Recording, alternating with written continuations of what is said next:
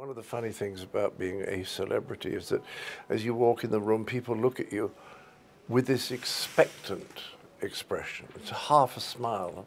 And you don't know whether they imagine you're about to explode or fall over on the ground or start doing a song and dance. There's this sense that, what's he going to do? And the answer is nothing. You sometimes feel you're rather disappointing. And I just think I was very, very lucky to be working at the time that I did. It was the 60s and 70s, 56 and 70s. It was a great time to be in television, and the best place to be in television was Britain.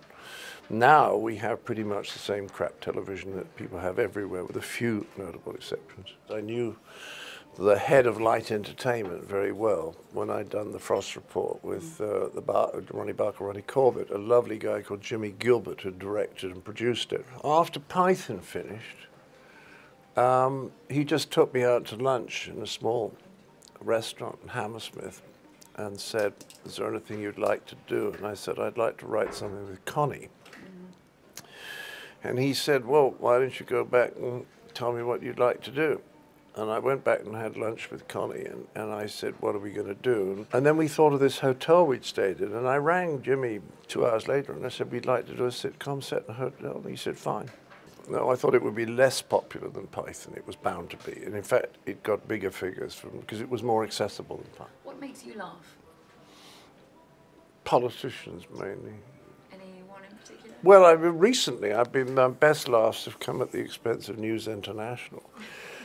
And the hilarious lying of the Murdochs and Rebekah Brooks. And I kind of think, do they really think we're so stupid that we are going to believe these platitudes? When obviously those poor journalists were working under the most appalling pressures. They were basically told, go out and get the story or you're fired.